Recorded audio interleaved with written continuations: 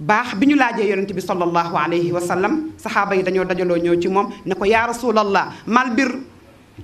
ne ko yow mi yàlla yónni lan mooy mbaax mu ne al birru husnul xuluqi baax mooy rafet jikko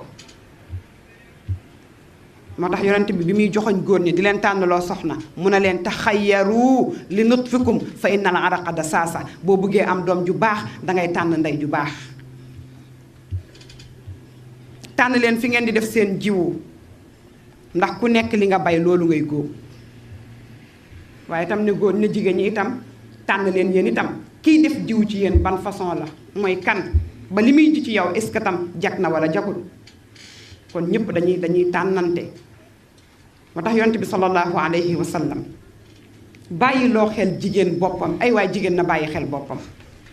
ay jigéen na xam fi muy teg tànkam ay jigéen na xam moom mooy kan sànq xadis bi ma la jàngal laa la bëgg a firil yonent bi nee